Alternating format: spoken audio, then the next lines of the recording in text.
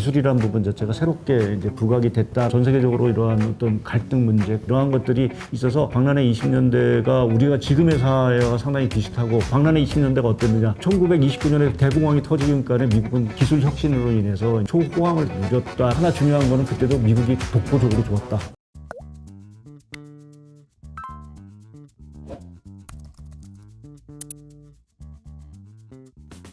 이렇게 많은 부채가 있다라는 얘기는 반대로 생각해보면 이렇게 많은 받을 돈이 있을 거라고 생각하고 있는 혹은 착각하고 있는 누군가가 있는데 그 사람한테 야 너 그거 못 받는 거야 라고 누가 얘기할 것인가 이 싸움인 거잖아요. 근데 과거에 보면은 이런 이야기들이 언제나 미국의 금리 인상 사이클마다 그죠? 뭔가가 터짐으로 해서 누군가가 희생이 돼서 이런 식으로 이제 해결이 돼 오곤 했는데 이번에는 제가 보기에는 좀 특이한 게 미국이 금리를 이렇게 빨리 올리고 이렇게까지 유지하는데도 불구하고 아직까지 뭔가 와 이게 뭐 여기 문제가 됐다 말은 많은데 아직까지 터지는 게 없고 오히려 작년에 3월 달에 미국에서 갑자기 뭐 터진다든지 이런 일이 나온단 말이죠. 그래서 저는 이 질문을 좀 드려보고 싶은 게 아니 미국이 금리가 이렇게 높고 이렇게 버티기나 어디 한번 누가 버티나 보자 그런데 계속 버틸 수 있는 게 뭘까 이런 것도 좀 궁금해요. 저는 그 부분에서 아까 뭐 우리가 처음에 기술 혁신 얘기를 잠시 했던 것 같은데요. 그러니까 저는 기술 사이클, 새로운 사이클이 새로 등장했다라는 게 사실 좀 크다라고 좀 보고 있고요. 이제 화면 하나 이제 관련해서 좀 이제 제가 미국의 금리하고 제가 달러화 추이를 이제 그려놨는데 이 파란색이 이제 달러화 추이입니다. 보시면 미국이 금리 인상할 때마다 달러는 강세화됐고 항상 뭔가 세상에 문제가 터졌어요. 맞아요. 문제가 터졌고 희생양들이요. 사실 말씀하셨는데 지금은 그 희생양 자체가 잘 보이지는 않습니다. 물론 중국을 우리가 얘기는 하고 있긴 하지만 실제 뭐 문제가 완전히 된 부분들은 아니고요. 근데 한 가지 이제 조금 눈여겨볼 거는 90년대 이거 여러 가지 위기가 있었지만 그 과정 속에서 미국은 그때 호황을 누렸거든요. 그러면 그때 뭐가 있었냐면 IT 이제 큰 빅사이클이 사실은 시작을 했어서 새로운 이제 기술 혁신 사이클이 이제 시작이 됐고 최근에도 저희가 사실은 그 팬데믹 이전 이제 뭐 우리가 테슬라 이제 뜨고 막 이럴 때 저희가 이제 그때 얘기했는데 디지털 경제가 이제 본격화된다라는 이제 얘기를 이제 막 이제 시작을 저도 그래서 글을 쓰고 했던 기억이 있는데요. 이제 그러면서 이제 팬데믹이 오고 그것이 더 이제 아주 급속하게 사실은 가속화된 부분들이 있죠. 그래서 그 힘 자체가 지금의 여러 가지 좀 부채 문제라든지 이런 것들을 일단은 좀 덮어두고 가는 그러한 어떤 힘으로 좀 작용하지 않았나라는 쪽에 좀 생각을 하고 있습니다. 우리가 여기서 돈만 가지고 유동성이라든지 뭐 저금리를 가지고만 문제를 해결했다라고 하면 사실은 뭐 결국은 그 문제는 해결을 못하고 계속 부채 문제가 부각이 됐을 텐데 결국 그 새로운 성장 동력이 생겼다. 기업들이 돈을 벌 수 있는 힘이 생겼다라는 부분에 있어서는 상당히 좀 중요한 차이점이 아닌가라는 쪽에 좀 생각을 하고 있습니다. 중국도 사실은 최근에 뭐 우리가 부채 문제 이러한 얘기를 많이 하지만 또 한편에서 중국이 지금 시진핑 내각이 추진하는 정책 중에 뭐 많이 들어보면 고품질 발전 전략이라는 이제 정책이 있어요. 그것은 이제 신산업을 육성을 하겠다라는 정책이고요. 그것이 지금 얘기되는 전기차, 2차 전지, 태양광입니다. 그래서 중국은 이제 그 부분에서 성장 동력을 찾겠다라고 또 이제 과감한 투자, 물론 이제 과잉 얘기도 나오긴 하지만 각국이 이렇게 새로운 어떤 성장, 기술에 대한 어떤 새로운 성장 동력을 찾기 시작을 했다라는 부분 자체가 다시 자전거를 달릴 수 있게 하는 어떤 그러한 힘의 원천을 좀 제공하고 있지 않나라는 쪽에서 탈출구가 되는 어떤 그러한 상황으로 좀 봐야 될 것 같습니다. 빚이라는 거는 결국 그런 거 아닌가요? 이제 대출금리, 뭐 예금금리 혹은 뭐 내가 돈을 얼마 빌려서 뭘 어떻게 할 수 있느냐. 그러니까 사실 뭐 은행에서 5%로 빌려도 이걸 10%로 굴릴 수만 있으면 굴리는 동안에는 아무 문제가 없는 거죠. 이게 빚이 많이 커지든 말든 오히려 더 내 자산이 커질 테니까요. 근데 말씀하신 대로 이제 금리가 올라가긴 했으나 이 금리를 가지고 돈을 빌린 이 돈으로 얻을 수 있을 걸로 예상되는 그런 어떤 수익률이라는 게 굉장히 커 보이는 거죠. AI 때문에 AI 미래는 어떻게 될까 막 이런 게 이제 되는 게 아닌가 이런 생각이 들어서 이 부분에 대해서는 정말 너무너무 중요한 말씀을 해주신 것 같은데 연구원님이 2021년에 쓰신 책이 테크노믹스 였고 그 책에는 이게 테크노 그리고 이코노믹스 이게 이제 합쳐진 용어인 것 같아요, 그죠? 뭐 사실은 그 경제를 분석하는 분들 중에서 기술을 이렇게까지 많이 말씀하시는 분이 없다 싶을 정도로 그런 생각이 드는데 기술이 경제에 미치는 영향에 대해서 연구원님은 어떻게 생각하세요? 앞으로 절대적일 수도 있다라는 좀 생각을 하고 있고요. 절대적이다.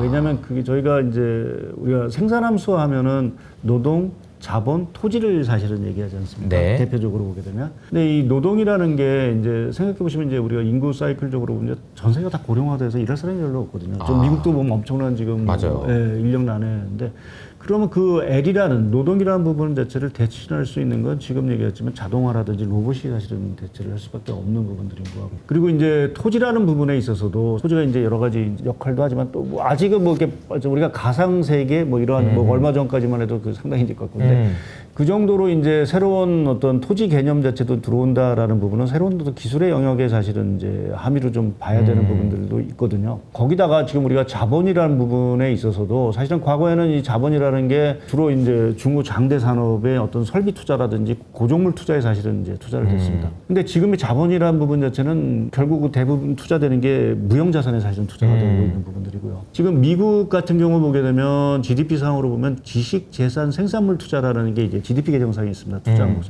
그게 이제 무형자산 투자를 의미하는 부분들인데 그 무형자산의 투자 비중 자체가 우리가 알고 있는 설비 투자 비중을 넘어서기 시작을 했어요. 그러니까 모든 것들이 과거처럼 뭐 이렇게 우리가 육안으로 볼 수 있는 어떤 건축물이라든지 어떤 기계라든지 이러한 것에 투자하기보다는 소프트웨어라든지 뭐 R&D라든지 뭐 AI 이러한 우리가 눈에는 잘 보이지 않는 이러한 간다라는 부분에서 기술이 사실은 그러한 부분에서 상당히 좀 중요한 부분들인 것 같고요. 그래서 지금 생산함수에서 말씀드린 대로 노동, 자본, 토지에다가 우리가 하나 더 붙여야 되는 거는 테크놀로지다라는 쪽에서 세상이 조금 변화될 수 있는 부분을 저희가 조금 주목을 해야 되지 않겠는지 생각을 하고 있습니다. 아니 제가 이 책에 보면 246페이지에 생산 함수의 변화라는 이제 얘기를 지금 이제 이 질문을 해주신 거거든요. 아 근데 저는 이게 이 그림 하나가 정말 많은 걸 함축한다라고 봐요. 세상이 바뀌었어요. 그러니까 뭐냐면은 경제학 교과서에 나오는 생산을 하기 위해서는 얘들아 뭐가 필요하냐면은 사람이 일을 해야 되고 땅이 있어야 되고 돈이 있어야 된단다. 근데 그 돈이라는 거는 담보라는 걸 통해서 이 눈에 보이는 거 저거 담보로 내가 저거 뺏어간다 안 그러면은 라고 해가지고 빌려주는 돈들이었는데 지금은 그게 세상이 바뀌었다는 거예요. 사람이 일도 안 하고 자본도 무형자산이 보이지도 않는 거에 대해서 투자가 일어나고 돈이 움직이고 땅 같은 경우에도 과거에는 지금 공장을 지으려면 땅이 필요했는데 지금 공장을 짓는 게 아니고 지금 새로운 뭔가가 만들어지는 곳에 땅이 어딨어. 그런 개념조차 없는데 그렇죠. 이런 게 가능했던 이유는 기술이라는 거고 그래서 세상이 많이 바뀌었어. 그런데 이제 기존의 방식대로 연구하면 안 돼. 이런 이야기 아니겠어요? 근데 이걸 그러니까 간파하신 것이 이제 기술이라는 것이 경제에 어떤 영향을 주는지에 대해서 깊이 있게 고민하신 게 아닌가 이런 생각이 좀 듭니다. 근데 이제 우리가 지금 현대 시점을 언제랑 비슷한가 이야기를 많이 할 때 이제 인플레이션이 왔으니까 1980년대 아니면 뭐 기술이 뭐 AI 이러니까 2000년 닷컴 버블 이렇게 비교를 하시는데 연구원님은 2020년을 또 얘기를 하시는 것 같아요. 근데 2020년에는 일단 그때 태어나신 분이 이 영상을 보고 계신 분이 많이 없을 것 같기도 하고요. 너무 오래전 얘기를 해서 거의 100년 전 얘기잖아요. 그래서 도대체 이때 무슨 일이 있었는지가 너무 궁금해요. 그 얘기를 드리기 전에 보신 분도 있고 아닌 분도 있을 텐데 하나 이제 모던 타임즈라고 이제 찰리 채플린이 나온 영화죠. 이거는 사실은 이제 세상이 이제 자동화라는 부분에 대해서 세상이 이게 자동화라는 개념이 이게 자동차 우리가 포드의 어떤 시기에 어떤 자동화 개념이 안 들어왔을 당시인데 이제 자동화 개념이 들어서 새로운 어떤 기술이 사실은 이제 시작이 됐던 부분들이 이제 모던 타임즈가 아마 그걸 빗댄 것 같고요. 그 밑에 있는 자이언트라는 영화는 미국의 석유, 텍사스의 석유를 이제 터지면서 이제 나왔던 영화인데 제가 이 얘기를 들은 건 그 전까지는 이제 석탄의 시대였습니다. 그러다가 이제 석유의 시대로 이제 1920년, 30년대 이제 석유 시대로 넘어가기 시작을 했죠. 그래서 그러한 개발점이 된 부분들이 있고 위에 이 위대한 개츠비라는 거는 이제 이렇게 세상이 변하고 모든 것들이 변하면서 이제 미국이 소비에 대해서 정말 광란 비슷하게 상당히 이제 흥청망청 워낙 경제가 좋으니까 이제 대공황이 터지기까지 상당 부분 이제 뭐 소비라든지 이러한 것들이 크게 의식주가 이제 변화됐던 시기를 이제 보여준 게 위대한 개츠비라는 영화인 부분들이고요. 사실은 이제 우리 사람이 소비를 한다는 거는 미래에 대한 걱정이 없어야 소비를 하는 거죠. 미래에 어떻게 될까 그러면 어떻게 소비를 하겠어요. 그러니까 막 이렇게 할 수 있었던 이유는 그만큼 좋아 보이니까 그런 거죠. 그리고 밑에 마지막 영화는 언터처블이라고 이거는 이제 그 알카포네 뭐 이제 대항하는 어떤 검사 얘기인데 이 얘기를 든 거는 지금 뭔가 극단의 시대이고 뭔가 이게 참 잘 통달되지 않는 세상이 좀 되고 있다. 또 이제 뭐 미국 내에서도 보면 이제 양극단으로 사실은 이제 벌어지고 있는 부분들을 제가 생각해서 요 네 영화를 근데 이제 요 영화의 대부분의 배경이 이제 1920년대, 30년대인 상황들입니다.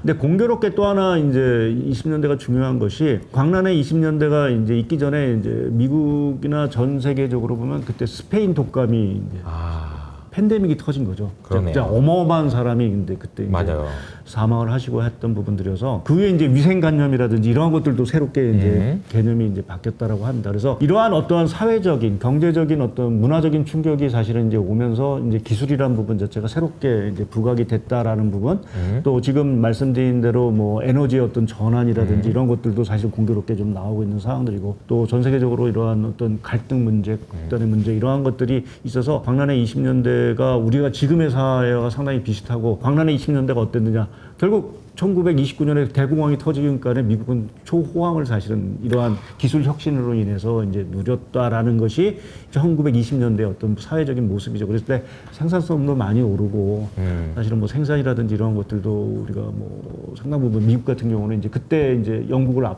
본격적으로 이제 앞서기 시작을 했고 하는, 또 그때 보면은 달러 자체도 이제 본격적으로 이제 위상 자체가 뭐 파운드화는 이제 폭락이 되고 달러의 위상 뭐 지금하고도 약간 지금하고도 약간 유사한 모습도 있어서 이제 90년대의 어떤 것들을 저희가 데자뷰하는 어떤 데서 제가 한번 생각을 해봤고요. 거기에 가장 중심인 부분 자체는 그때 기술 혁신이 있었다. 모던 타임즈가 대변되는 이러한 기술 혁신 사이클 자체가 뭐 미국뿐만 아니라 전 세계의 어떤 성장 이러한 것들을 견인했고, 근데 하나 중요한 거는 그때도 미국이 독보적으로 좋았다.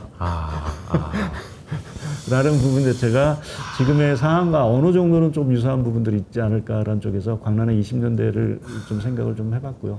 당시에 이제 혁신이라고 얘기할 수 있는 거는 에너지 전환의 입장에서는 석탄이 석유로 바뀐 거고, 그리고 자동차가 생기고, 이제 사실은 내가 걸어가거나 마차를 타고 가는 자동차로 바뀌었다는 점, 이게 다 연결이 돼 있네요. 스페인 독감이 코로나 독감이랑 관련이 있다라고 하면은 석탄이 석유로, 근데 이제 석유에서 이제 또 다시 탈탄소의 시대로 바뀌는 에너지의 전환도 있는 거고요.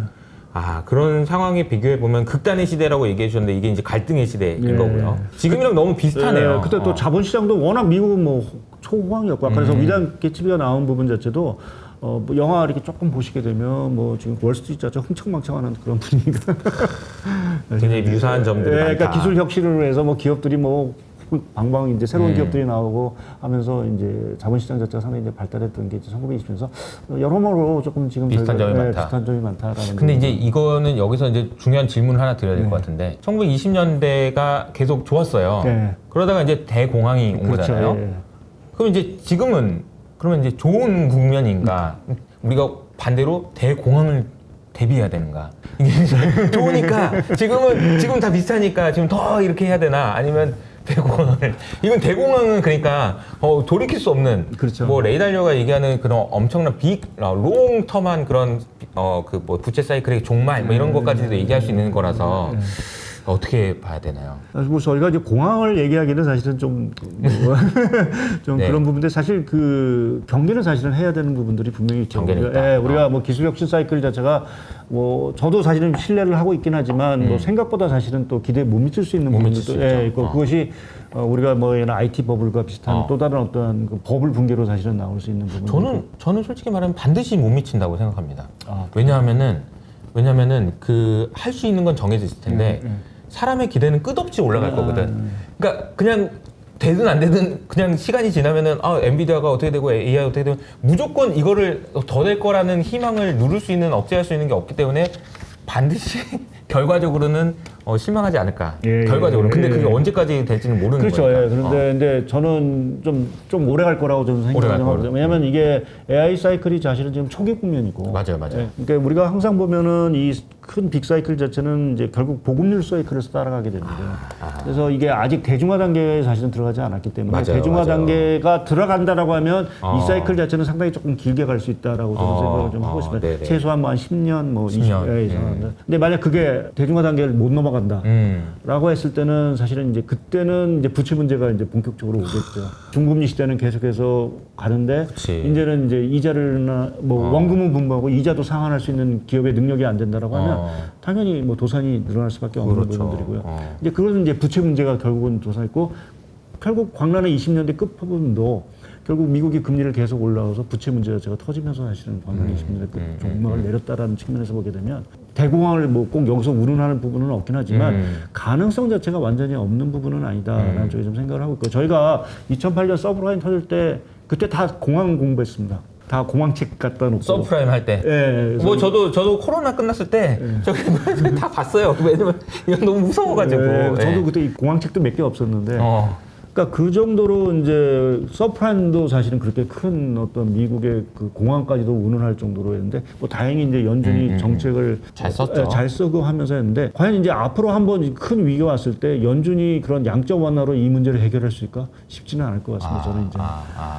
더구나 이렇게 금리라든지 이러한 것들이 잘 뭐 지금 같은 경우 여러 가지 요인에서 물가 자체가 잘 떨어지지 않을 수 있는 어떤 그러한 구조라고 보면 그때 가서는 정말 연준만 믿고 저희가 뭔가 위기를 탈피하기는 어려운 부분들이어서 개인적으로는 이 사이클 기술 혁신 사이클 자체가 좀 장기화되면서 뭔가 이 부채 문제 자체도 조금은 좀 이제 경감을 시켜주는 이러한 상황으로 좀 가야 되는 것들이 아닌가 좀 생각을 하고 있고요.